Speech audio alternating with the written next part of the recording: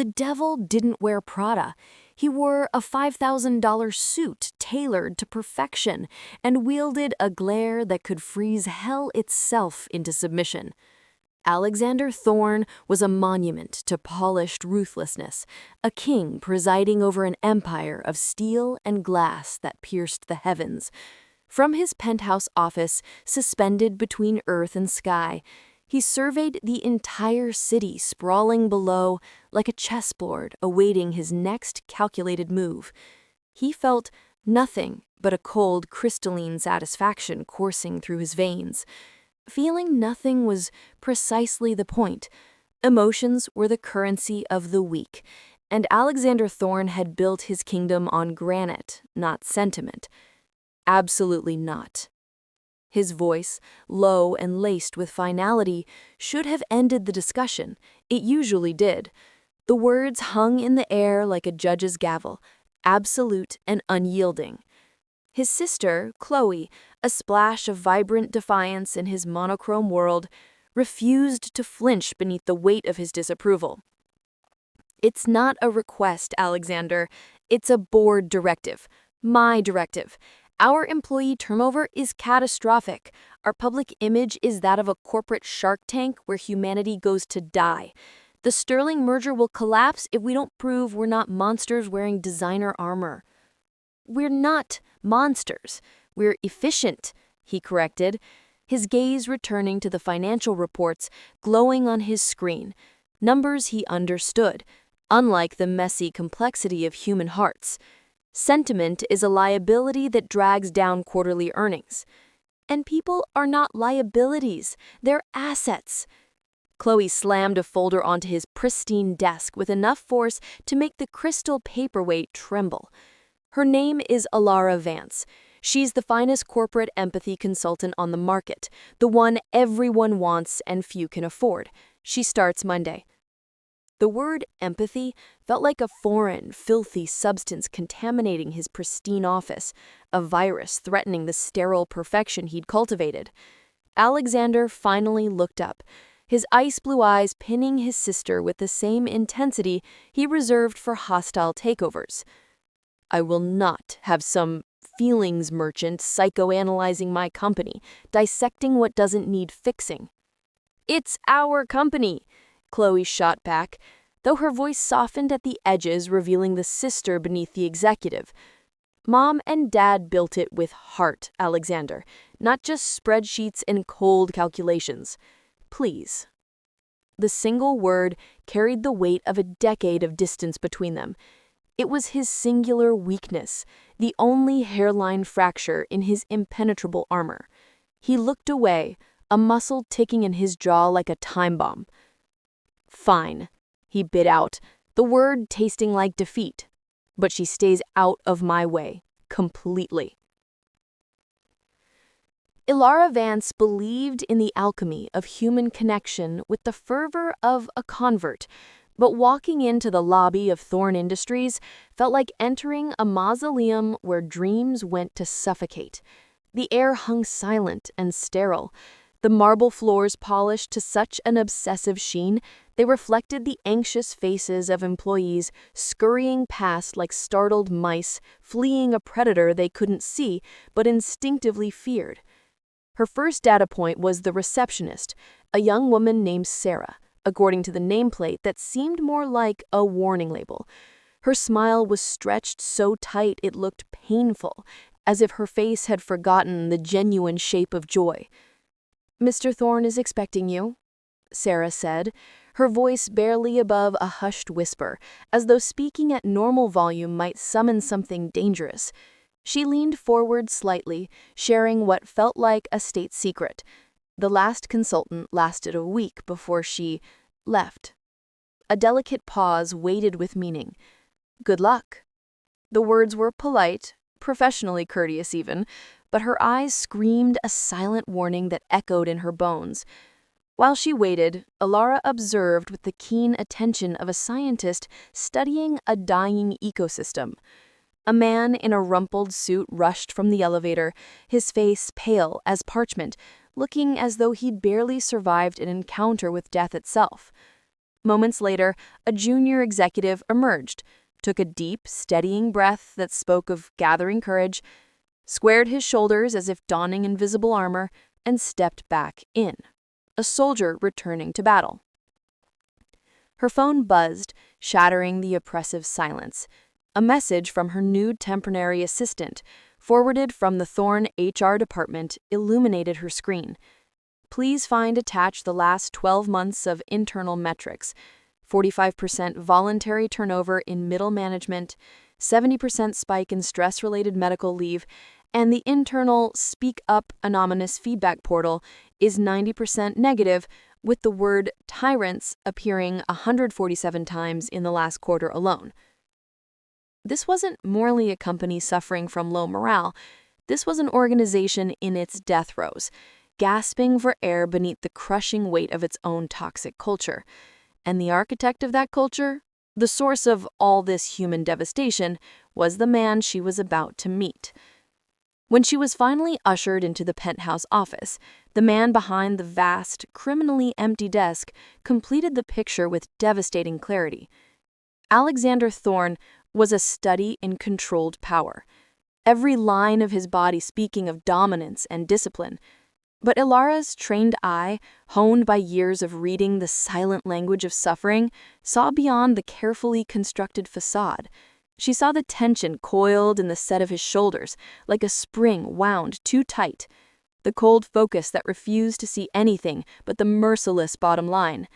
He was the king, and this office was his mountain peak, isolated, desolate, and heartbreakingly alone.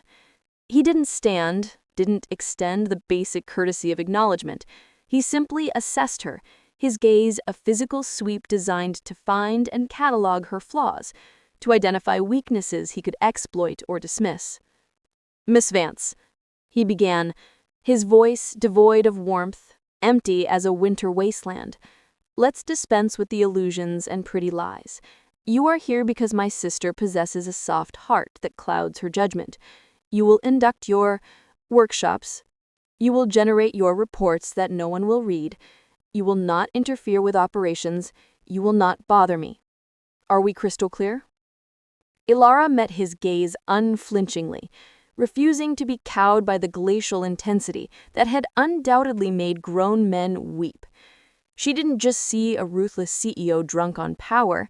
She saw the architect of the misery she had witnessed downstairs, the receptionist's bone-deep fear, the executive's bracing breath, and the damning HR metrics. Every thread of suffering led directly to this man and his fortress of ice. She had walked in armed with data, and now she had captured the final, crucial piece of the puzzle: the man himself, utterly oblivious to the carnage he was orchestrating because he was so consumed with his view from the top, so intoxicated by his own isolated power. "Crystal clear, Mr. Thorne," she said, her voice steady as bedrock. She took a deliberate step forward, closing the distance he'd tried to maintain, and placed the HR report gently on his desk, the devastating numbers facing him like an indictment. "But just so you know," she continued, her voice soft yet unyielding, "I don't believe in illusions or convenient fictions. I believe in truths, uncomfortable, inconvenient truths that demand to be acknowledged. And the truth, supported by your own internal data that you can't dismiss or discredit, is that this company is hemorrhaging from the inside out. Your turnover is catastrophic.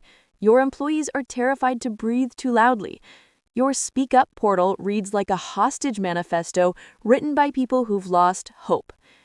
She paused, letting the brutal facts hang in the air between them, like an accusation, letting them sink beneath his armor. Her eyes locked with his, daring him to look away, to retreat into his comfortable denial. "And you," she added, the daring glint in her eye now sharpened into a surgical accusation, "you're so busy being the king of your lonely mountain, so obsessed with your empire of isolation, you haven't noticed the landslide happening right under your expensive Italian shoes. You're not building a company, Mr. Thorne. You're presiding over its slow, painful death." For a fraction of a second, barely a heartbeat, something flickered in those ice-blue eyes, not just anger or indignation, something hotter, more dangerous, more human. The shock of being truly seen, of having his carefully constructed walls breached, of being called out with irrefutable evidence he couldn't dismiss.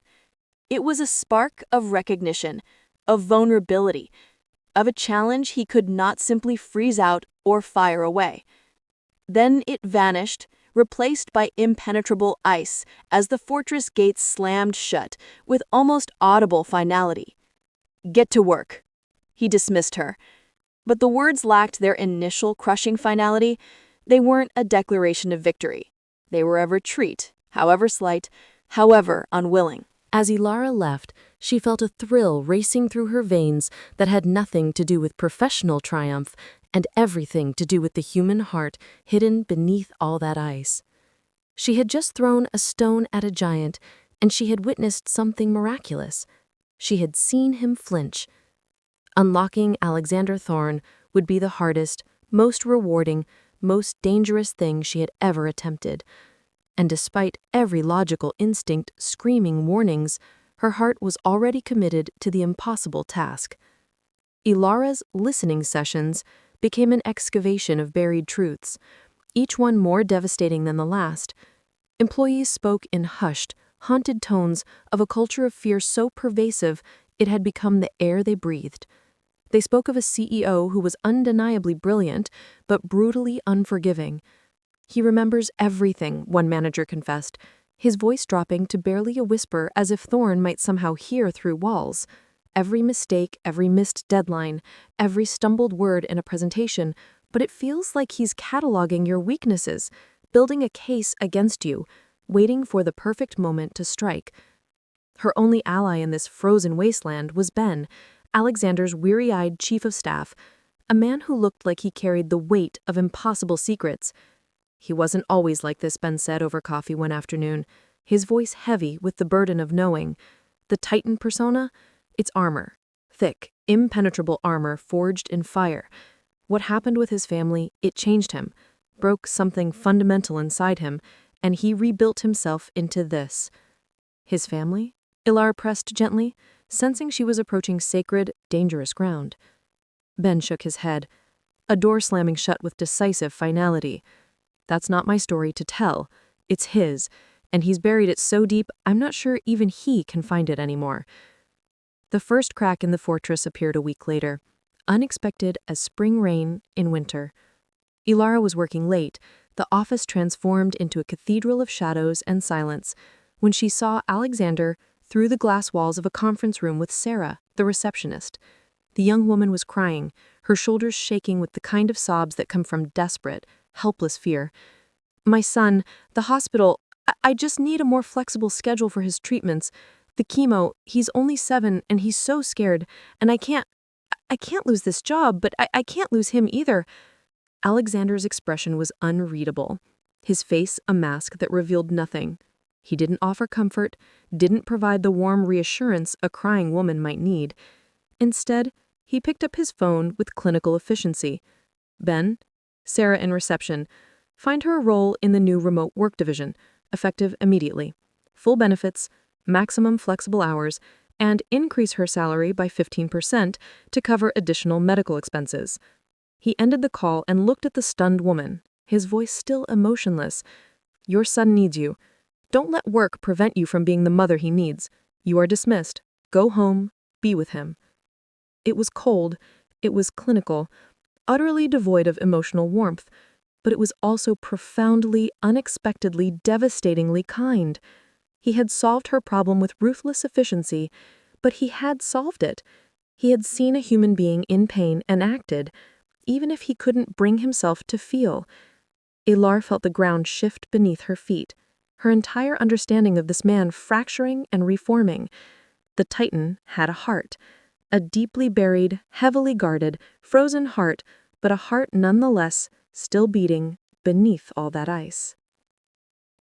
Alexander Thorne made a deliberate, conscious point of not thinking about Ilar Valance. He created mental barriers, erected new walls, and buried himself in work with obsessive intensity.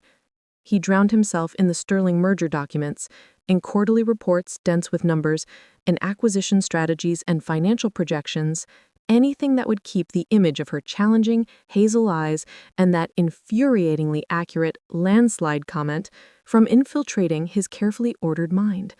She was a variable he hadn't accounted for, a ripple disturbing his perfectly controlled pond, and he despised variables with the passion most people reserved for betrayal. Yet despite his formidable will, he found himself acutely, maddeningly aware of her.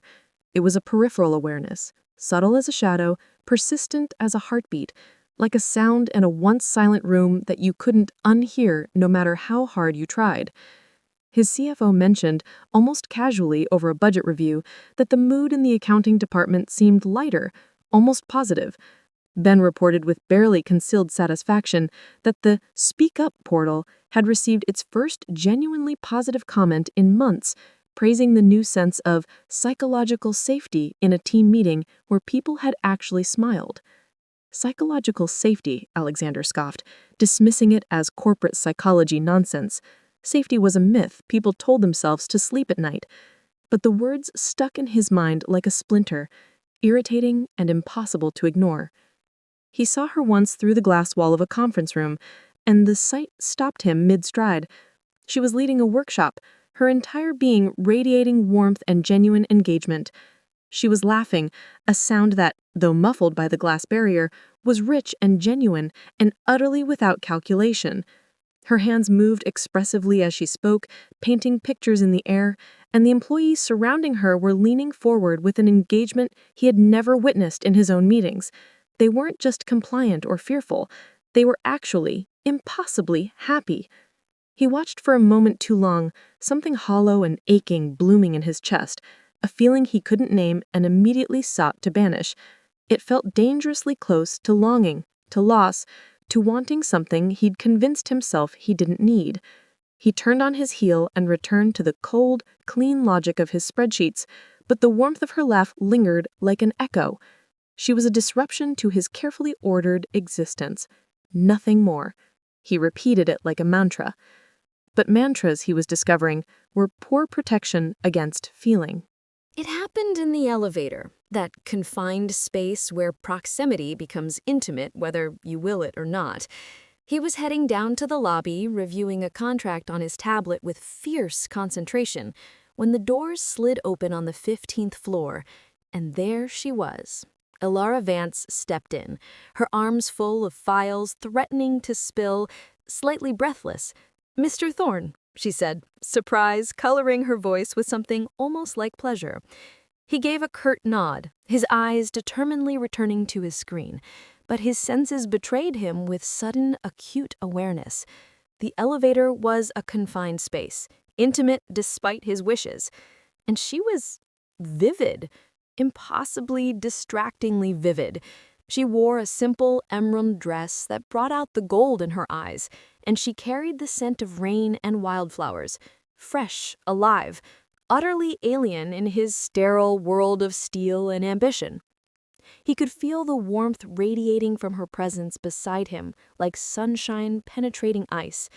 Despite his legendary focus, he found himself reading the same line of the contract 3 times without comprehending a single word.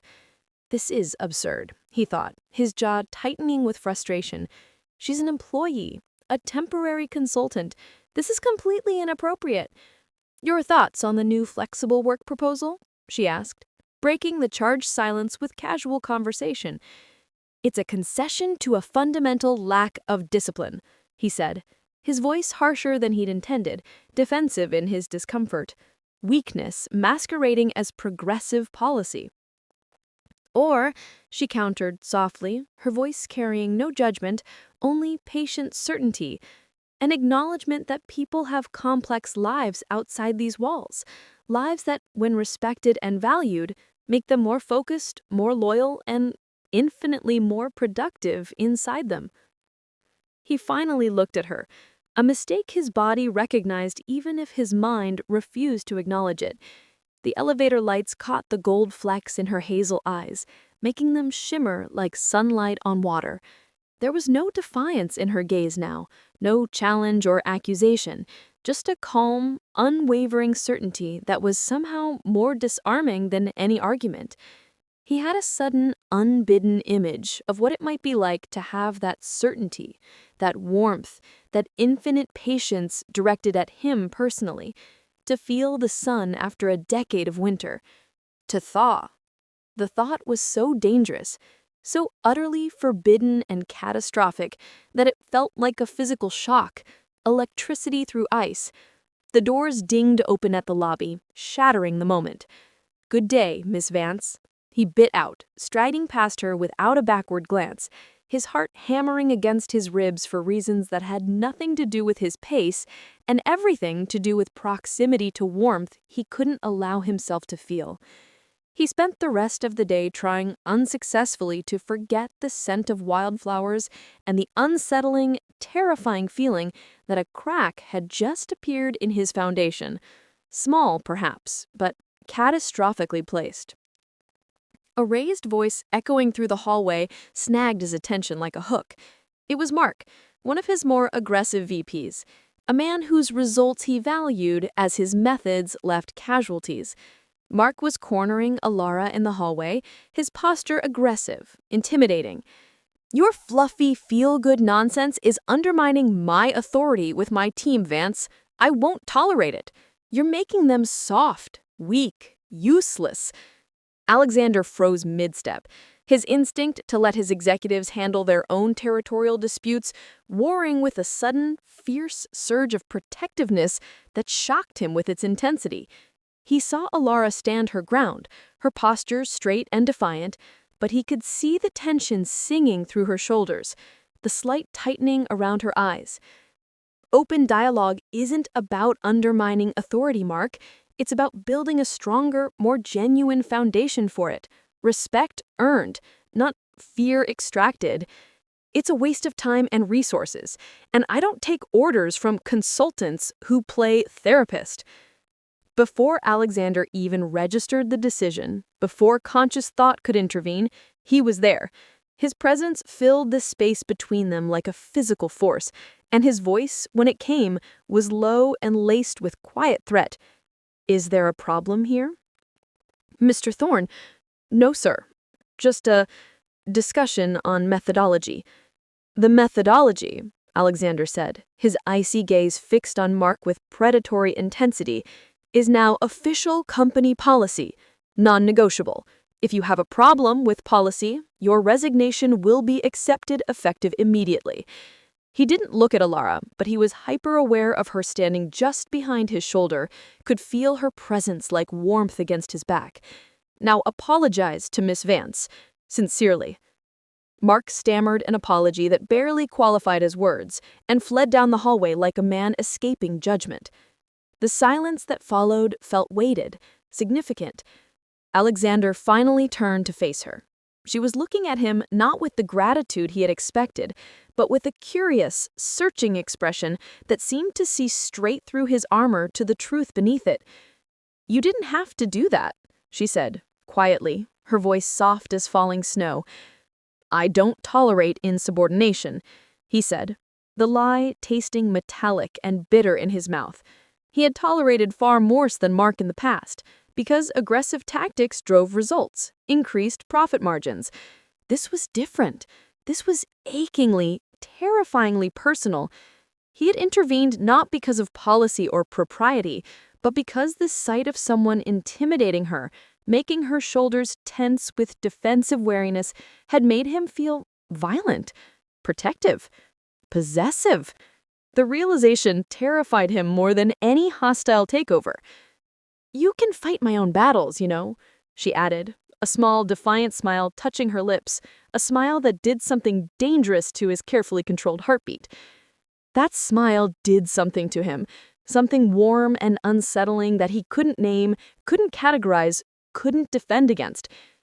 "I'm sure you can," he said, his voice rougher than intended, "but you shouldn't have to.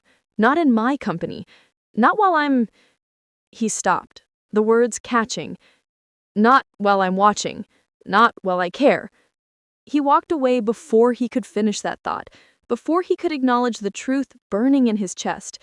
The ghost of her smile haunted him, a warmth that refused to dissipate. He was losing control. The carefully constructed walls weren't just being challenged from the outside. They were being compromised, eroded, melted from within by something he'd sworn never to feel again. He was noticing the way afternoon light caught her hair and turned it to gold. He was defending her without thought or calculation. He was drawn to her like gravity, like inevitability. It was a liability, a catastrophic vulnerability. He resolved to double his efforts, to build the walls higher and thicker, to freeze her completely and restore his comfortable isolation. But the seed was planted in frozen ground, and despite the permafrost protecting his heart, it was starting to grow, pushing toward impossible light. The company retreat was Chloe's idea, and to Alexander Thorne, it felt like a carefully orchestrated version of hell designed specifically to torture him. Team-building exercises, trust falls, forced vulnerability masquerading as professional development. It was absurd, painful, everything he despised about modern corporate culture's obsession with feelings. Thorne's Crest Lodge was a monument to a bygone era of rustic elegance, all exposed timber beams that spoke of ancient forests and massive stone fireplaces that could swallow a man whole. The mountain air carried the crisp scent of pine needles and wood smoke, sharp and clean in a way that almost hurt to breathe. For 2 endless days, Alexander had tolerated the forced camaraderie with gritted teeth and iron will, watching Elara from what he told himself was a safe, professional distance. But she was magnetic here, impossibly vibrant against the backdrop of wilderness. He saw her leading a hiking group through the forest trails, her laughter echoing like music through the crisp mountain air as she helped a clumsy intern navigate a rocky patch with patient encouragement. The sight sent a strange, proprietary pang through his chest, sharp and unwelcome, which he immediately suppressed with the ruthless efficiency he applied to all inconvenient emotions. "She's not yours to feel protective of," he reminded himself. "She's not yours at all." The storm rolled in with unexpected fury on the second afternoon, transforming the world with breathtaking speed. What the Weather Service had forecast as a gentle snowfall became a howling blizzard within minutes, white-out conditions that swallowed the landscape and stranded the entire group in the lodge like survivors of a shipwreck. "Power's out," Ben announced, his face grim in the flickering light of the great hall's massive fireplace. The flames cast dancing shadows across worried faces. "Landlines are down. Cell service was already spotty at best, and now it's completely gone." Controlled chaos erupted. The West Wing, where the junior staff were housed, had suffered a tree branch crashing through a window with explosive force, rendering those rooms uninhabitable and dangerous. People needed to be relocated immediately, blankets gathered, a head count completed to ensure no one was missing or injured. In the organized panic that followed, in the natural hierarchy that emerges during crisis, Alexander found himself automatically paired with Elara. Their eyes met across the crowded room, and something unspoken passed between them. Recognition, trust, partnership. "The generator shed," he said, crossing to her with decisive purpose, his voice cutting through the anxious chatter like a blade. "It's at the tree line, maybe 200 yards. If we can get it started, we can at least power the kitchen and well pump. People need warmth, water, food." He gestured towards the door. "Grab the emergency kit by the entrance." No hesitation, no fear in her eyes, just a quick nod of understanding. They shoved their arms into heavy coats and pulled wool hats low over their brows before pushing out into the maelstrom together. The world had been reduced to a screaming white void of fury and cold. The wind stole their breath with violent hands, and the icy snow stung any exposed skin like 1,000 tiny knives. "Stay close," Alexander shouted over the gale's roar, his hand finding her arm to guide her, to anchor her. The path they'd walked just hours before was completely obscured, erased by nature's rage. They stumbled through drifts that came up to their knees, then their thighs. The skeletal forms of the pine trees were the only landmarks in a world gone white and wild. They were almost there, the dark outline of the small generator shed barely visible through the swirling snow, when it happened. A loud crack sounded above them, sharp as a gunshot. Alexander reacted on pure instinct, without thought or calculation. He shoved Alara hard, his hands finding her shoulders and sending her stumbling forward into a deep snowdrift, just as a heavy, dead limb, a casualty of the storm's violence, crashed down precisely where she had been standing a heartbeat before. He wasn't fast enough to clear it entirely himself. The thicker, jagged end of the branch whipped around as gravity claimed it, scraping savagely across the back of his hand as he threw his arms up to protect his head from the impact. Pain, sharp and immediate, lanced through him. He hissed through clenched teeth, clutching his hand to his chest as dark blood began to well up, stark and shocking against the pristine white snow. "Alexander!" Alara scrambled out of the drift, snow clinging to her hair and coat, her eyes wide with alarm, and something deeper, fear for him, not herself. "Oh God, you're hurt!" "It's nothing," he gritted out, though blood was already flowing freely now, standing the snow at their feet with crimson drops. "We need to get to the shed, now." They half ran, half stumbled the remaining distance, supporting each other, and burst into the dark, cramped shed. Alexander slammed the door against the storm's fury. The silence was immediate and profound, broken only by their ragged breathing and the relentless howl of wind battering the walls, like a living thing demanding entry. "You're bleeding," Alara said, her voice breathless with exertion and concern. "Let me see." "It's fine," he tried to protest, but she was already there, her hands capturing his with gentle insistence. Before he could pull away, before he could retreat behind his walls, she took his injured hand in both of hers. Her touch was warm against his cold skin, infinitely gentle. She found the emergency kit with efficient movements, and in the strobing light of the storm flashing through a dusty window, carefully cleaned the wound. Her head was bent in concentration, her focus absolute and tender. I could smell her perfume here even, something like rain and wildflowers in spring, a stark and beautiful contrast to the metallic scent of his own blood. "You saved my life," she whispered, her voice thick with emotion. "That branch would have—" "Don't," he said roughly. "Don't think about it." Her fingers worked with practiced care, wrapping gauze around his knuckles with tenderness that undid something in his chest. "You're very good at that," I heard himself say, his voice rougher than intended. "The people thing. Caring." She looked up then, her eyes meeting his in the semi-darkness of their shelter.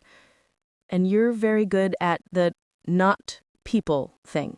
The walls, the distance, keeping everyone at arm's length so they can't hurt you." A laugh rusty and unused almost escaped him, a sound he barely recognized as his own. "It's safer that way. Always has been." "Is it really?" she whispered, the question hanging between them like a confession. "Is it really safer, Alexander? Or are you just lonely?" The space between them vanished like smoke. The howling wind outside faded to a dull roar, background noise to the thundering of his heart. He was acutely, painfully aware of the rapid pulse fluttering at the base of her throat like a trapped bird, the parted softness of her lips, the way her eyes reflected the stormlight.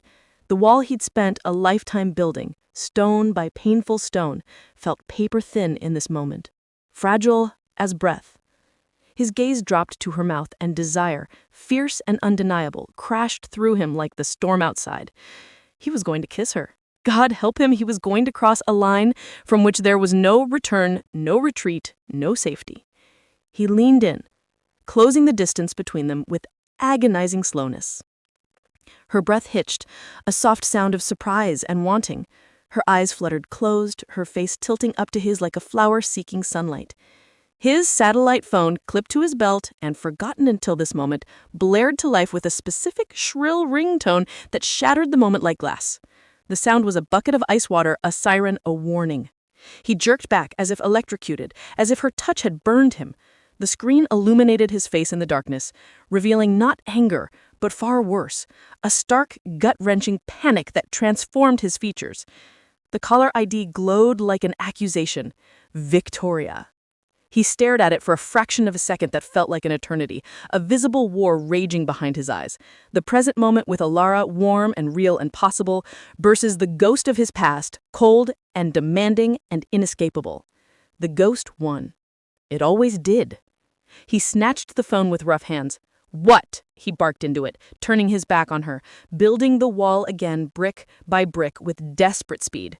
He listened for a moment, his shoulders going rigid as iron. "No, don't do anything. I'll handle it. I always handle it." He ended the call with brutal finality. When he turned back, when he finally forced himself to meet her eyes again, the fortress was fully restored. The gates had slammed shut with devastating finality. The moment they'd almost shared was shattered beyond repair, and they both knew it. "This was a mistake," he said, his voice colder than the storm raging outside, colder than the ice in his veins. "We should go. People are waiting."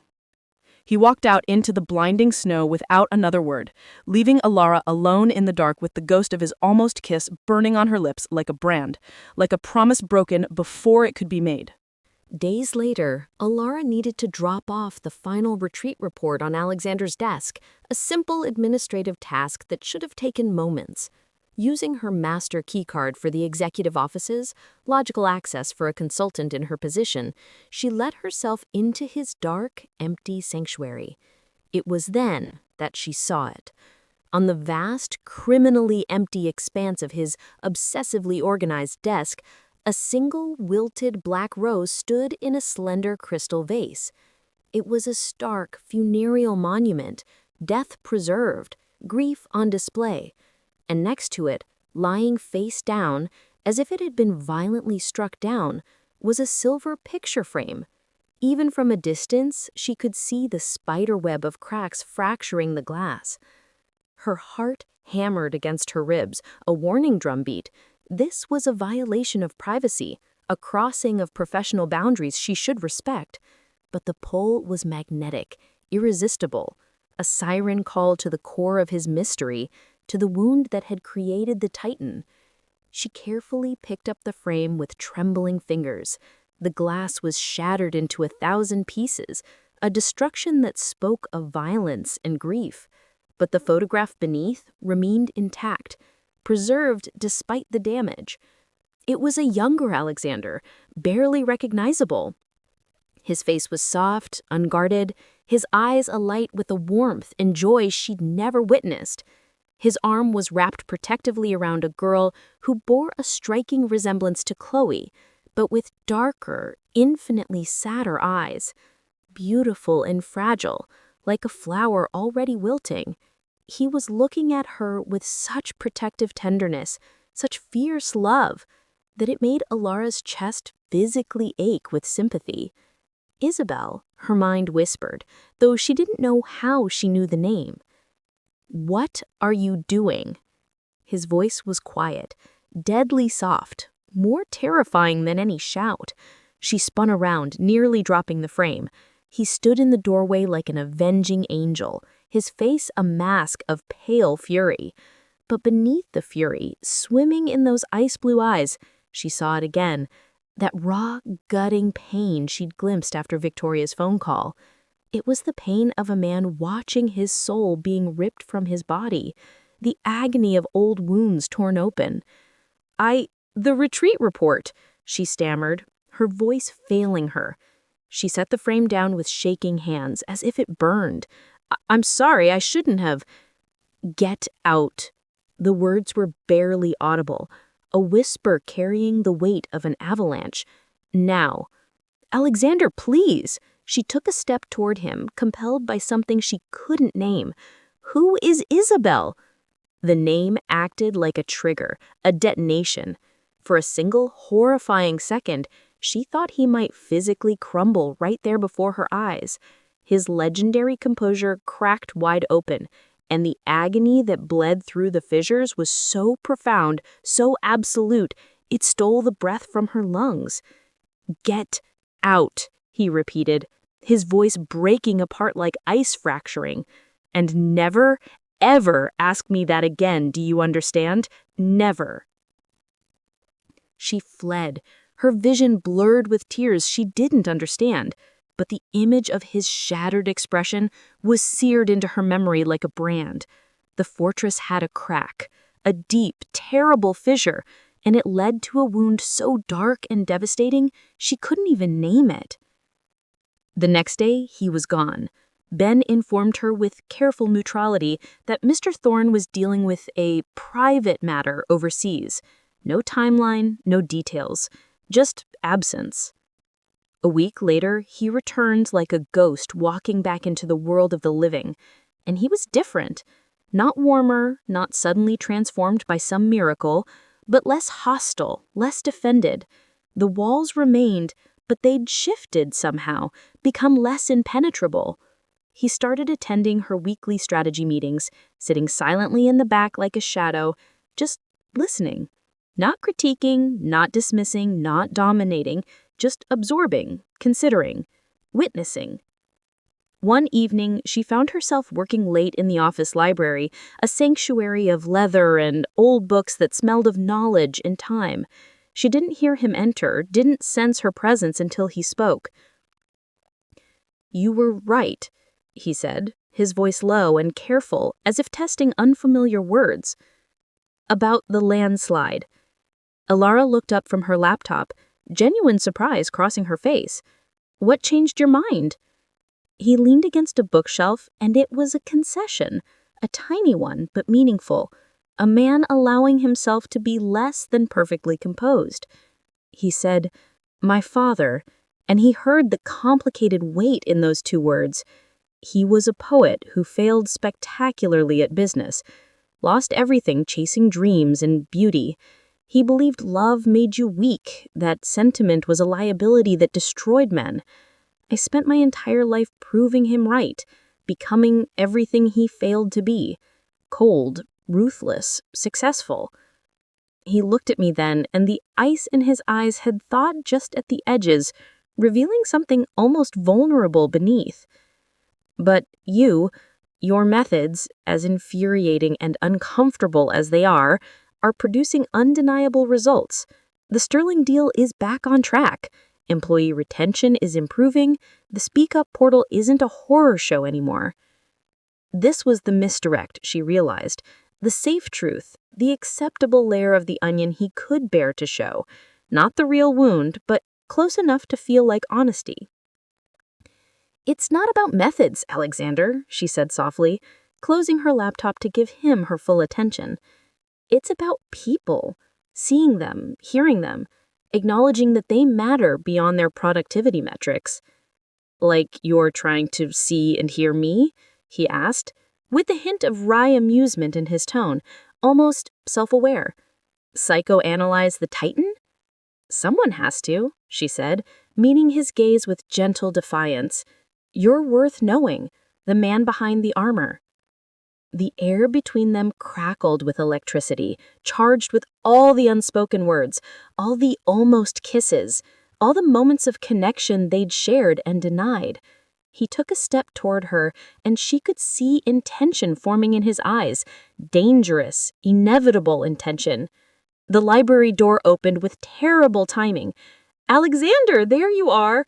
Chloe breezed in with her usual energy, then froze, her perceptive eyes catching the tension singing through the room. "Oh, sorry. Am I interrupting something important?" The moment shattered like fragile glass. Alexander's mask slipped smoothly back into place, the vulnerability disappearing so quickly Alara almost doubted she'd seen it.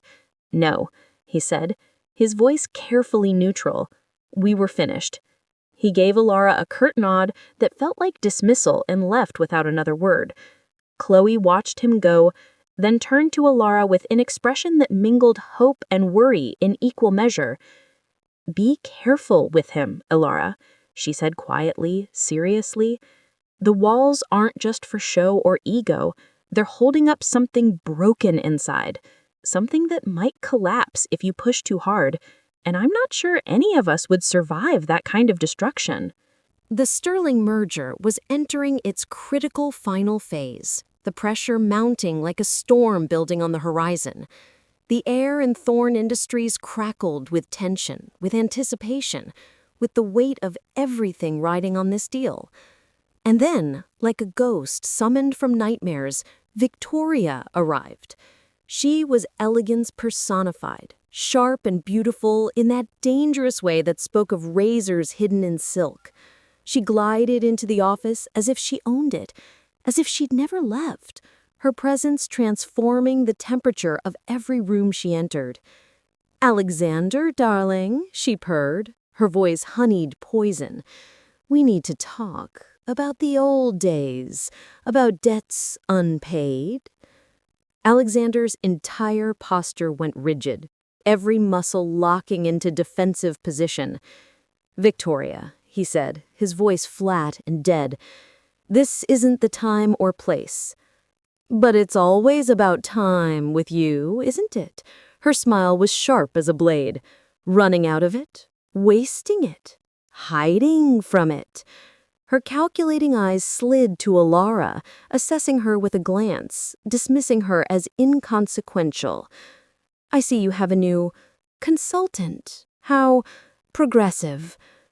Alara felt a primal, unwelcome spike of jealousy lance through her chest, hot and possessive and completely inappropriate. This was the woman from the phone call in the generator shed, the one who could summon panic in the Titan with a single ring, the ghost who haunted him. Later, unable to contain her questions, Alara confronted him in his office. "Who is she to you?" she demanded, hating the vulnerability in her voice. "A ghost," he said, his voice tight as a wound wire, his jaw clenched. "A reminder of a past I'd rather forget, a wound that won't heal." Was she the one?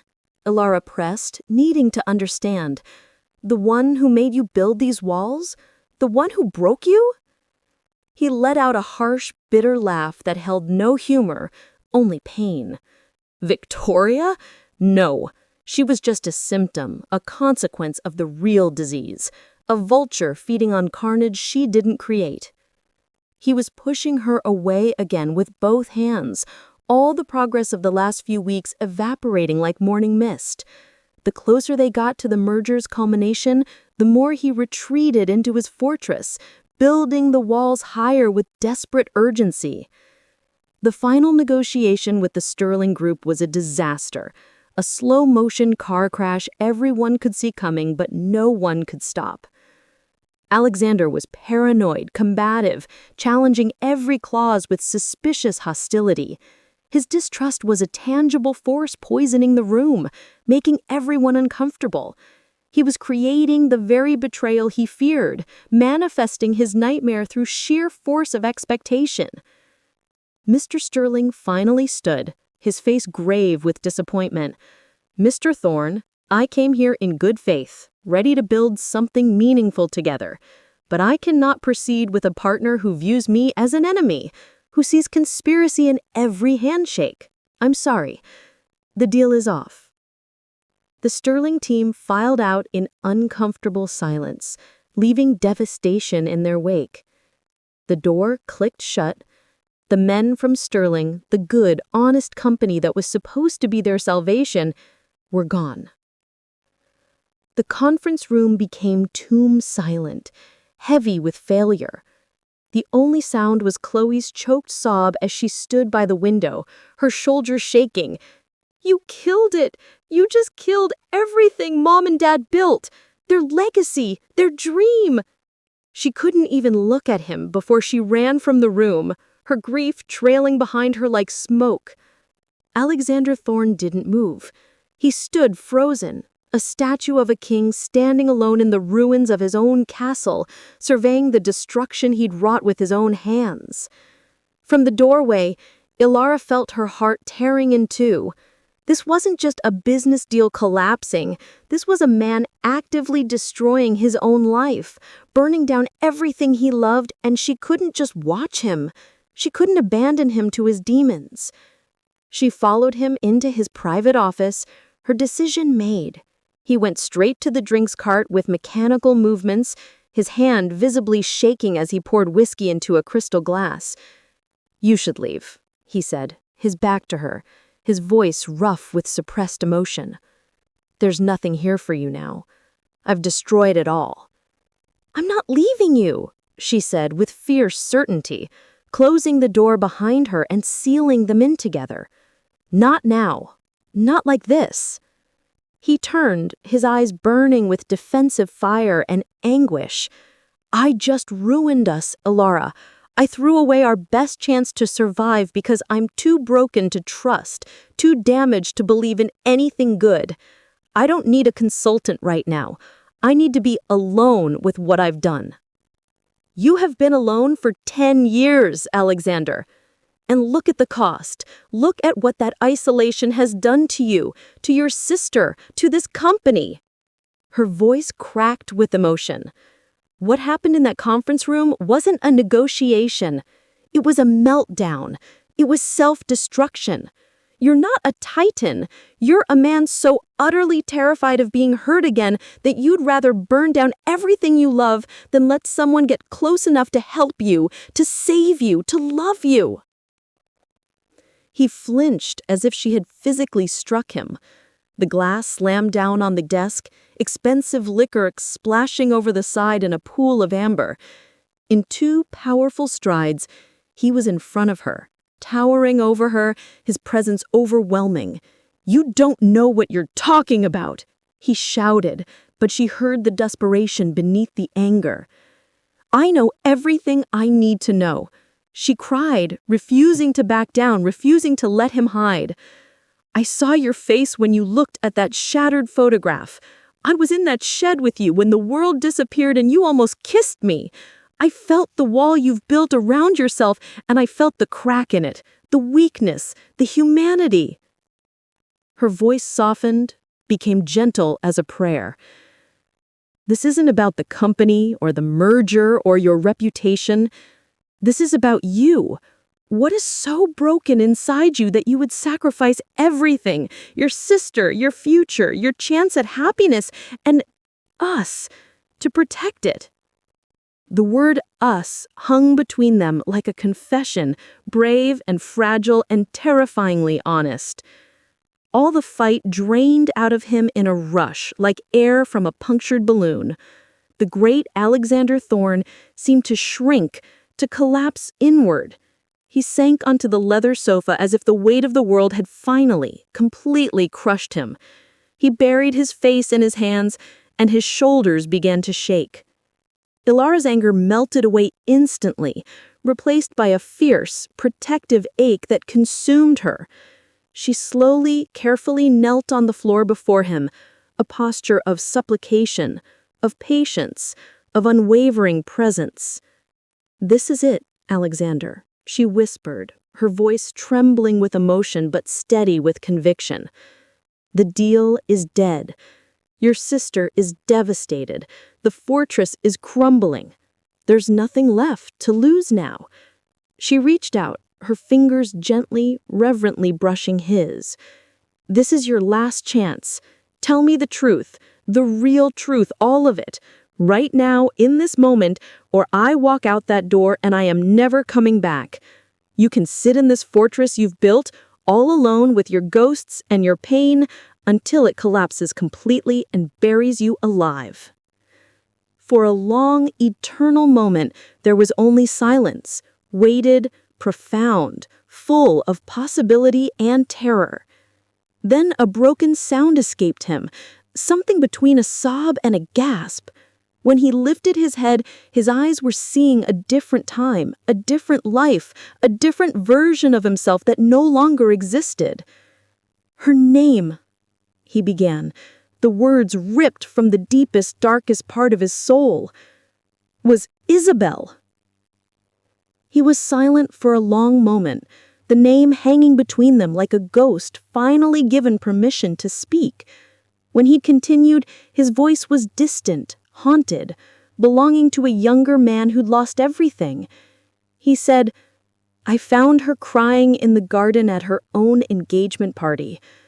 The music was happy, champagne flowing, everyone celebrating. But it was all a lie, a beautiful lie. She was sitting alone under the willow tree where we used to play as children, and she was weeping." His hands resting on his knees began to tremble visibly. "She told me her fiancé Daniel needed her shares in the company, her inheritance from our parents, as collateral for a business deal.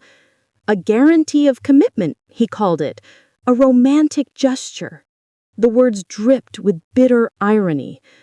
I begged her not to do it. I showed her the numbers, the risks, the red flags. I told her he couldn't be trusted, that love shouldn't require bankruptcy, that if he truly loved her, he wouldn't ask her to risk everything. He dragged in a ragged breath, the memory clearly agonizing. She looked at me with such disappointment, such pity. She said I sounded exactly like our father, cold, calculating, unable to understand anything beyond profit and loss. She said I had a heart of ice, that I'd never let anyone in, never taken a single risk for love. How could I possibly know what it meant? His voice cracked, the decade-old accusation still a fresh wound. She said love required faith, required trust, required believing in someone even when the numbers didn't make sense. She said I would die alone because I was too afraid to ever truly live. A single tear escaped, tracing down his cheek, the first she'd ever seen him shed. And then she walked away from me, back toward the music in the champagne and the man who was going to destroy her. It was the last real conversation we ever had, the last time she looked at me with anything but disappointment. He lifted his gaze to Alara, and the pain in his eyes was so raw, so absolute, it was almost physical, a living thing that filled the room. "You can guess the rest," he said, his voice hollow and dead. The money disappeared within weeks. Daniel and his sister Victoria vanished like smoke, fled the country with everything Isabel had. She was left with nothing but shame and debt, and the knowledge that she'd been so spectacularly wrong, that I'd been right, and her faith had been betrayed. He took a ragged breath, forcing out the words that had remained unspoken for a decade. 2 days later, my sister Isabel took her own life. Pills and vodka in the bathtub of the apartment we'd grown up in. She left a note. It didn't mention Daniel or the money. It just said she was tired of feeling foolish, tired of the disappointment in everyone's eyes, tired of being awake. His voice broke completely. She died alone. And the last words I'd said to her were, "I told you so." The truth landed not with a shout, but with devastating, silent weight, an avalanche of grief finally released.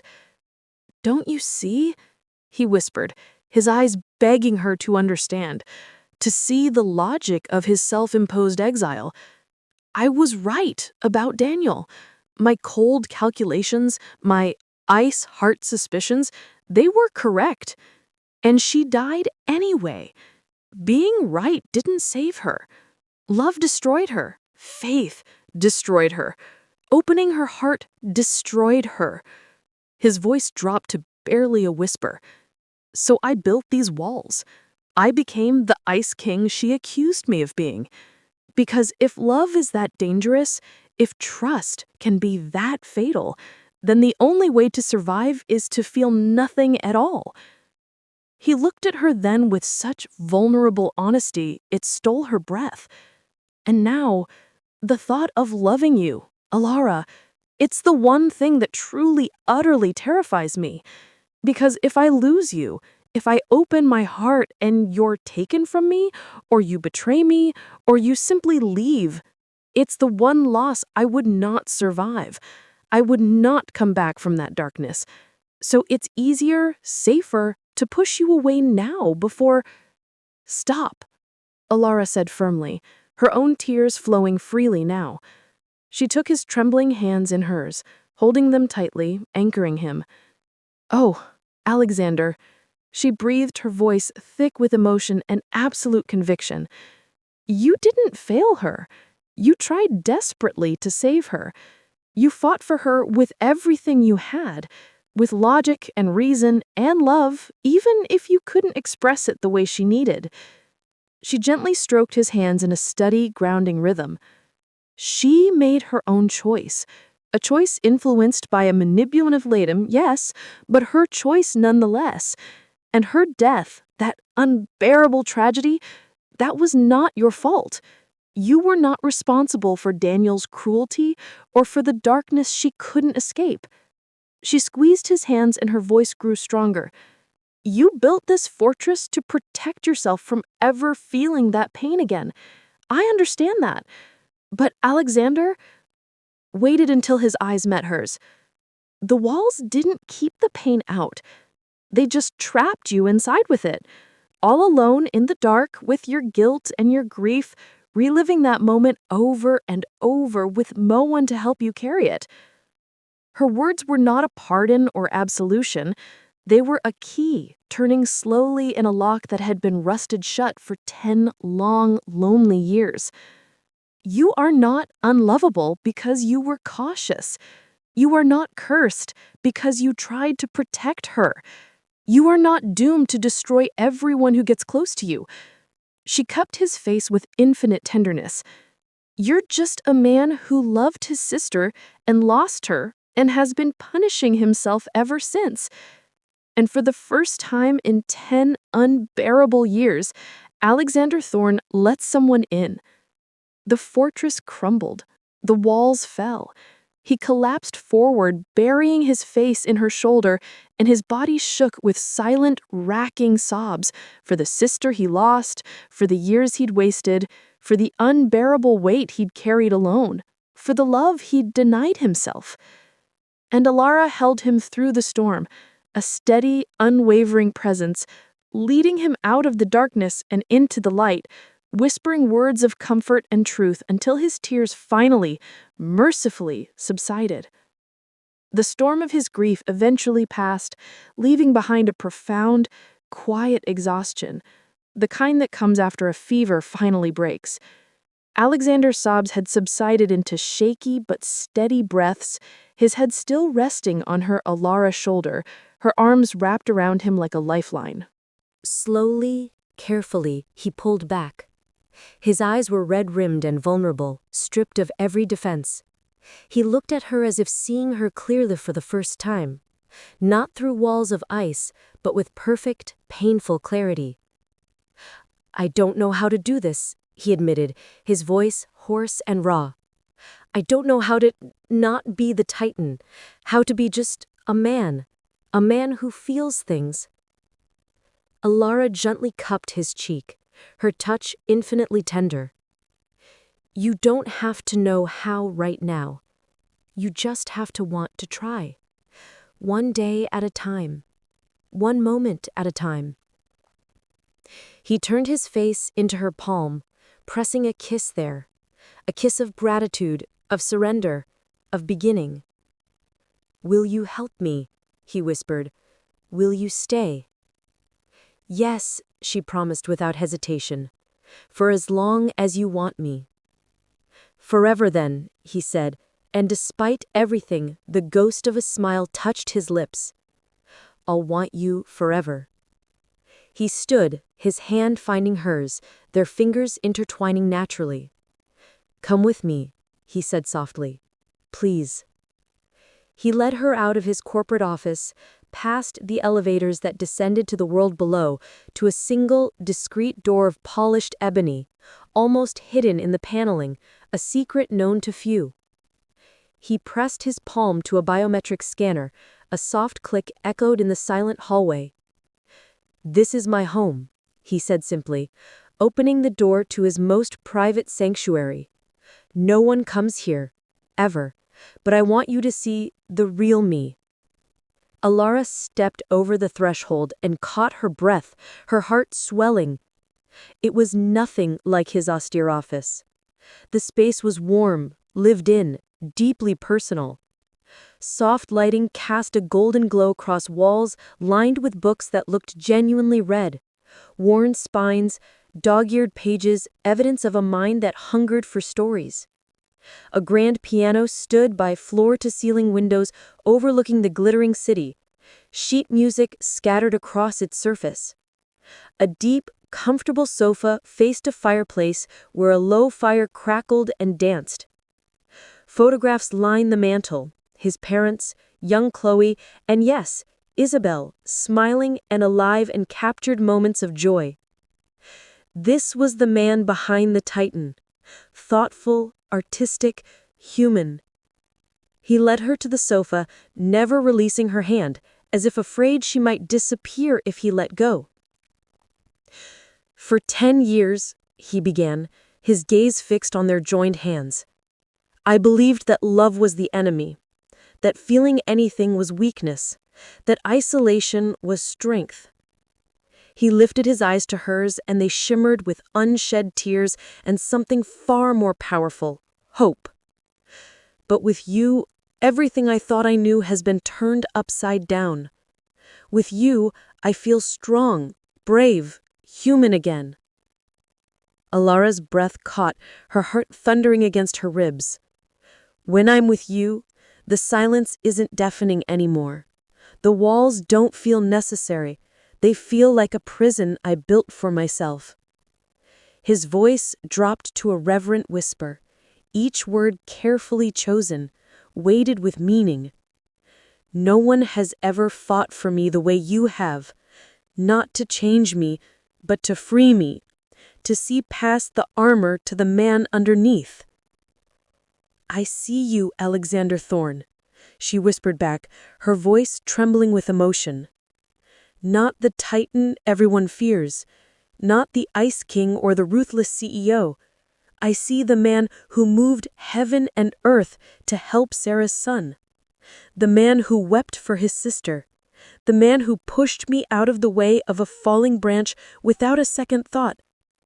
I see you. He brought her hand to his lips, kissing each knuckle with reverent tenderness as if she were something precious and fragile. I love you, Ilara Vance, he said, and the words carried the weight of confession, of vulnerability, of absolute truth. It's the truest, most terrifying, and most real thing I have ever felt in my entire life. I don't want to be safe anymore. I don't want to hide. I just want to be yours. A tear of pure joy escaped down Alara's cheek, tracing a path of light. You are not a curse, Alexander. You are not broken beyond repair. You are not doomed. She leaned forward, her forehead touching his. You are a gift, an incredible, complicated, beautiful gift. And I love you. I have loved you for so long, even when you were trying your hardest to push me away. He cupped her face with infinite tenderness, his touch worship and wonder. Is this real? He whispered, his voice breaking with disbelief and desperate hope. And you real? This is real, she promised, her hands covering his. I am real. We are real. This moment, this feeling, it's all real. And then finally, he kissed her. It was a kiss of confirmation, of healing, of a future being forged in fire and emerging stronger. It was slow and deep and achingly tender, pouring a decade of silenced longing into a single, perfect moment of connection. She kissed him back with equal fervor, her hand sliding into his hair, pulling him closer, eliminating every last millimeter of distance. When they finally broke apart, breathless and trembling, he kept his forehead pressed against hers, their breaths mingling in the quiet intimacy of his sanctuary. Thank you, he whispered, for not giving up on me, for staying, for seeing me. Always, she promised, I will always see you. The fortress was gone, dissolved like morning mist. In its place they had laid the first stone of a new foundation, one built not on fear and isolation, but on trust and love and the courage to be vulnerable. He had brought her into his last, most private sanctuary, and in doing so had finally, truly come home. The morning after the storm of his confession, the world felt new, washed clean, possibilities blooming where before there had only been barren ice. Alexander Thorne did not magically transform into someone unrecognizable. He was still driven, still sharp and formidable, still force of nature in the boardroom. But the ice at his core had melted, and the unbreakable silence that had defined him was now a quiet, comfortable understanding shared with someone who knew all his shadows and loved him anyway. His first act of reconstruction was not to salvage the business deal or restore his reputation. It was something far more important, far more terrifying. He went to Chloe. He found her in her sunlit apartment, surrounded by plants and warm colors, everything his own space had lacked for years. She was on the balcony, coffee growing cold in her hands, her eyes red-rimmed and wary when she saw him approach. The last time they'd spoken, he'd destroyed everything.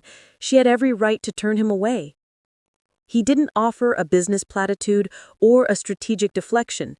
He didn't try to explain away his behavior with logic or analysis.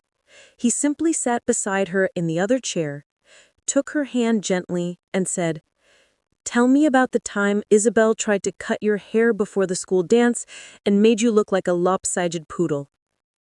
Chloe's breath hitched, her eyes widening with shock.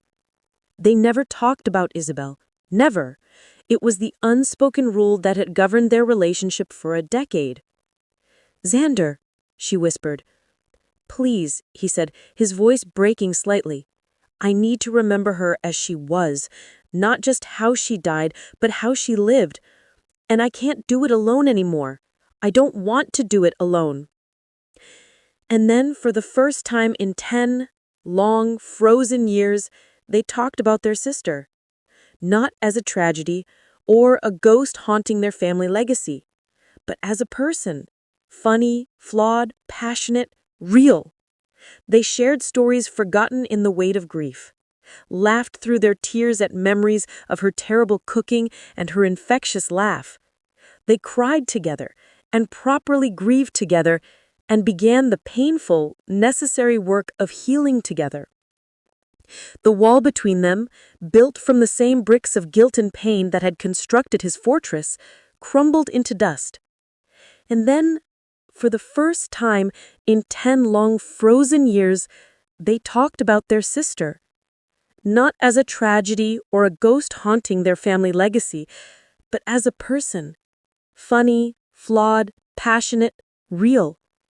They shared stories forgotten in the weight of grief, laughed through their tears at memories of her terrible cooking and her infectious laugh. They cried together and properly grieved together and began the painful, necessary work of healing together. The wall between them, built from the same bricks of guilt and pain that had constructed his fortress, crumbled into dust. "I'm sorry," he said, when the stories finally ran dry, when they sat in comfortable, exhausted silence. "For shutting you out." "I'm sorry," he said, when the stories finally ran dry, when they sat in comfortable, exhausted silence. "For shutting you out. For letting her death turn me into someone she wouldn't have recognized. For almost destroying everything Mom and Dad built because I was too broken to trust anything good." "I'm sorry too," Chloe said, squeezing his hand, "for not fighting harder to reach you, for letting you isolate yourself, for almost giving up on the brother I knew was still in there somewhere." They sat together as the sun climbed higher, and for the first time in years, being together didn't hurt. It healed. His second act of reconstruction required even more courage than the first. He called Charles Sterling himself, not through assistants or lawyers or carefully worded emails. He picked up the phone, dialed the number, and waded through the rings with his heart in his throat. "Sterling," the voice answered, curt and professional.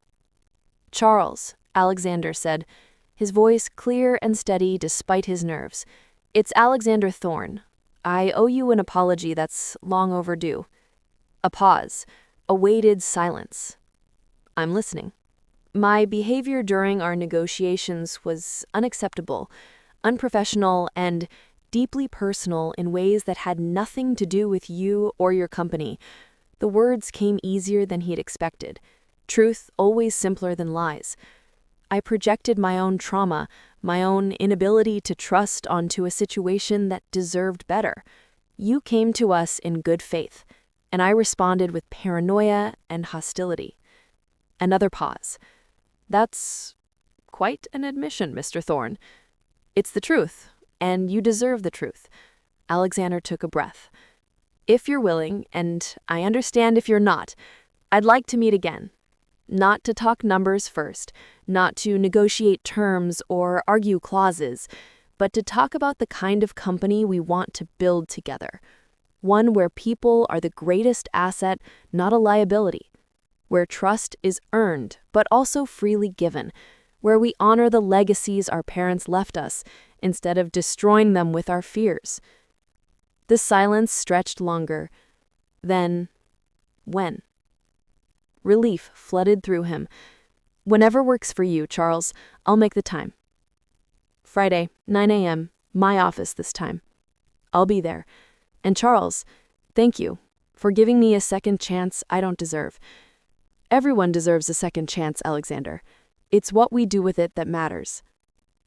They renegotiated the merger over the following weeks, not with cold ruthlessness or suspicious hostility, but with genuine integrity and mutual respect. Alexander spoke passionately about his parents' original vision, about sustainable growth that didn't sacrifice human dignity, about building a culture where the Speak Up portal would be a tool for celebration and innovation, not just complaints and fears. The deal that emerged was better than the original, stronger, more ethical, and built on a foundation of actual trust, rather than just contracts and clauses. The third act of reconstruction was the most cathartic, the final exorcism of ghosts that had haunted him too long. Victoria arrived at his office unannounced one morning, gliding in with her usual predatory confidence. She expected a fight, came prepared with veiled threats and knowing smiles. She'd always been able to summon his panic, manipulate his guilt, extract whatever she wanted by reminding him of the past. But the man who greeted her was not the one she'd known. He stood by the windows, backlit by morning sun, and his presence carried a quiet, unshakable strength that filled the room. "Victoria," he said calmly, turning to face her. No panic, no defensive anger, just finality. "Alexander, darling, I heard about your little breakdown with the Sterling deal. Thought you might need—" "No," he interrupted, his voice gentle but absolute. "I don't need anything from you. Not anymore." Her smile faltered slightly, Predator sensing something had changed in her prey. "The past is finished, Victoria," he continued, moving to sit behind his desk, the position of power, but wielded differently now. "There will be no money, no deals, no negotiations, or blackmail or threats. You and your brother took enough from my family, took Isabel's money, her dignity, her life. You will not get another second of my time, not another penny, not another moment of power over me." "You don't mean that," she said, but her voice had lost its honeyed confidence. "I know things. I could—" "You could what? Expose that my sister was conned by your brother? Everyone already knows. Threaten me? I'm not afraid anymore." He stood, and his posture carried absolute conviction. "It's over, Victoria. All of it. The guilt, the shame, the hold you've had over me, it's finished. I've made my peace with what happened to Isabel. You have no power here." He turned his back on her, looking out at the city, a king who had finally secured his kingdom not by force or fear, but by making peace with himself. "If you contact me or my family again, I will pursue every legal avenue available. But I think we both know you won't, because you only have power over people who are trapped in the past, and I'm not trapped anymore. I'm free." She left without another word, her power over him utterly extinguished, nothing more than smoke dissipating in clean air. Weeks turned into months, and the seasons changed. The transformation in Thorne Industries was remarkable, not just in metrics and productivity, though those improved dramatically, but in something less tangible and infinitely more important. The culture itself evolved, became human. Laughter echoed in hallways that had once been silent with fear, Employees lingered in common areas, sharing stories and ideas instead of scurrying past each other like frightened mice. The new remote work policy was officially named the Sarah Henderson Initiative, after the receptionist whose son was now in remission, thriving, his mother able to be present for every treatment and triumph. Employee retention soared. The Sterling merger was celebrated not just as a financial success, but as a new model for how companies could grow with integrity and heart. And Alexander Thorne, once the Titan, the Ice King, the man who felt nothing, became known for something entirely different. He was still formidable, still brilliant, still commanded respect. But now that respect was earned through inspiration, not extracted through fear. One evening, as autumn painted the city in shades of gold and crimson, Alara found herself searching for him, not in his corporate office, but in the space he showed her that transformative night, his private sanctuary, the home behind the fortress. The door was open, always open now, at least to her. Soft light glowed from within, and she found him sitting in a worn leather armchair by the fireplace, reading a book of poetry, his father's old, faded copy, the pages yellowed with age and love. He looked up as she entered, and his eyes, once chips of Arctic ice, now held a quiet, unbreakable warmth that was for her and her alone, a warmth that spoke of safety, of home, of love that had been tested in fire and emerged pure and strong. He didn't speak, didn't need to. He simply held out his hand, an invitation, an offering, a promise. She took it without hesitation, her fingers sliding between his in a perfect fit, as if they had been designed for this exact purpose. He drew her down onto his lap, his arms encircling her, the book forgotten on the side table. He rested his forehead against hers, their breaths mingling in the quiet room, the fire crackling softly beside them. "It's not a weakness, is it? Loving you? Needing you? Letting myself be vulnerable?"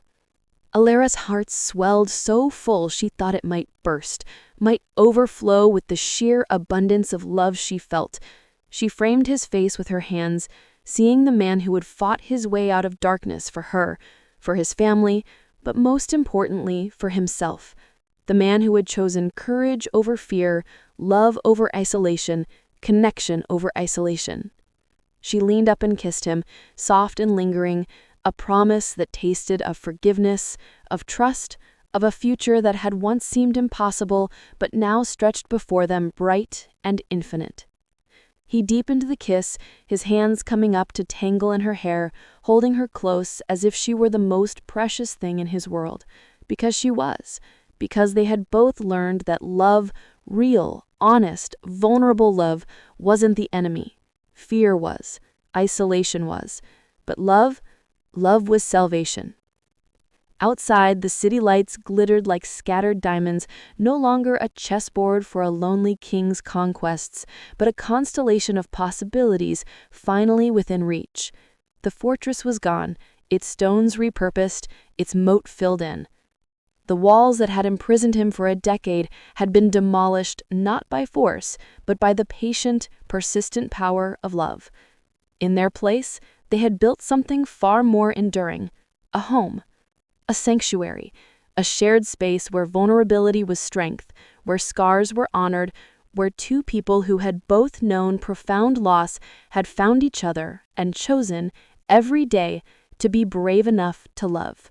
And in the quiet of that evening, wrapped in each other's arms before the dancing fire, Alexander Thorne finally understood what his sister Isabel had tried to tell him all those years ago.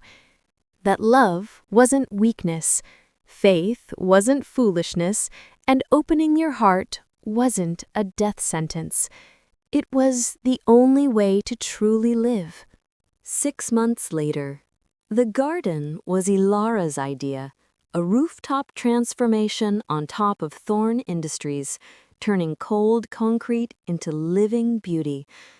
It was early spring, and the first flowers were beginning to bloom, brave splashes of color against the steel and glass of the city skyline.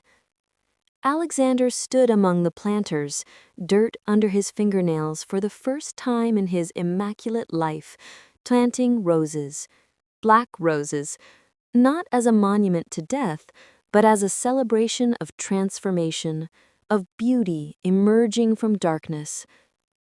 She would have loved this, Chloe said softly, appearing beside him. She knelt down to help, her hands joining his in the rich soil. Isabel always said you needed to get your hands dirty, to create something that grew instead of just managing what already existed.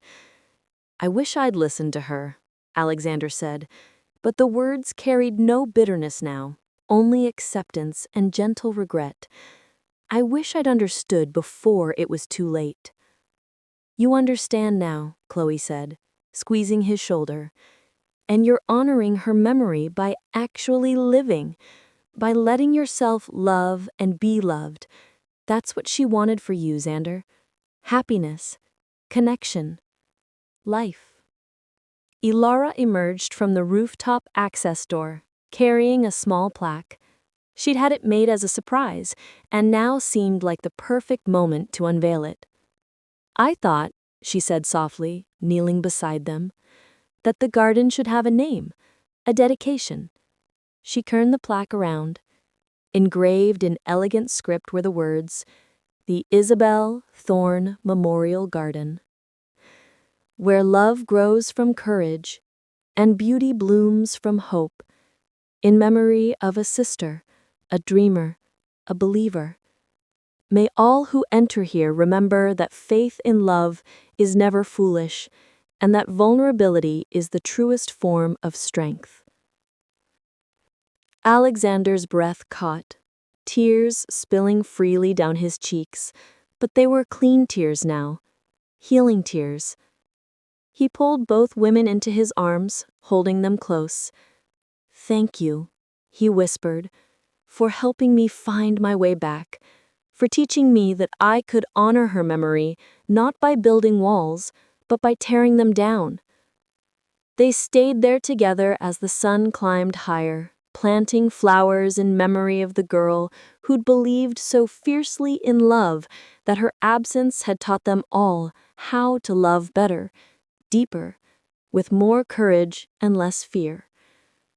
And as the city awakened below them, full of people starting their days with hope and purpose, in a company that now valued their humanity as much as their productivity, Alexander Thorne looked at the woman he loved, at the sister he'd reconnected with, and the garden they were building together, and felt something he'd thought was lost forever.